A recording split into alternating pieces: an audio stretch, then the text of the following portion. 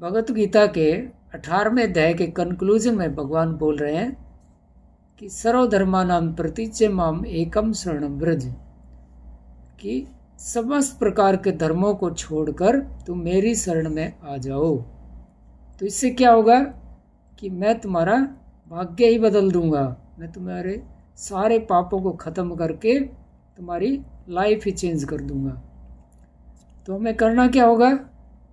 भगवान की शरण ग्रहण करनी पड़ेगी। We have to surrender. तो शरणागति क्या होती है, ये क्या बोला है, हमें तो पता नहीं है। तो इसका उत्तर सनातन गोस्वामी अपनी प्रसिद्ध ग्रंथ हरि भक्ति विलास के 11वें अध्याय के 676वें श्लोक में दे रहे हैं कि अनुकूलस्य संकल्प प्रतिकूलस्य वर्जनम रक्षेति विश्वासो गोत्रप्त वर्णम तथा आत्म निक्षेप कार्पण्य षड्विधा शरणागति। कि यहाँ शरणागति के 6 अंग बताए गए हैं। सबसे पहला है अनुकूल से संकल्प। जो भगवान को प्रसन्न करने वाले कार्य हैं उनका संकल्प करना कि मैं ये करूँगा, जैसे हरि नाम का जप, भक्तों का संग करना, भगवत गीता भागवतम का अध्ययन करना। और दूसरा है प्रतिकूल से वर्जनम। जो भगवान की भक्ति में जो बाधा है, जो कार्य बाधा बनते हैं उनको नहीं करना, जैसे भौतिक आसक्ति को त्यागना, वैष्णव के अपराधों से बचना और तरह तरह के पाप कर्मों से बचना।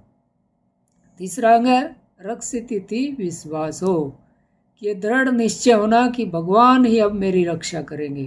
जैसे द्रौपदी ने चीरहरण के समय केवल भगवान की ही शरण ग्रहण की थी अपने हृदय से कि अब भगवान ही मेरी रक्षा करेंगे। और चौथा अंग है गोत्रप्ते वर्णम, कि भगवान को ही अपना एकमात्र पालन करता, एकमात्र रक्षक स्वामी समझना। जैसे ब्रजवासी पूर्ण तरह से भगवान के समर्पित थे। और 5वां अंग है आत्म निक्षेप, ये उससे भी हायर स्टेज है। जैसे वृंदावन की गोपियों ने सर्वस्व अपने भगवान के लिए अर्पित कर दिया था, तन मन धन से, बॉडी माइंड एंड सोल, सब तरह से भगवान को समर्पित करना। और छठा कार्पण्य, ह्यूमिलिटी, कि अपने आप को तिनके के समान हीन समझना और अपने आप को पूरी तरह से भगवान के आश्रित समझना। तो ये भक्ति के 6 लक्षण हैं। केवल सुपरफिशियली बोलने से शरणागति नहीं होती, ये 6 अंगों का पालन कर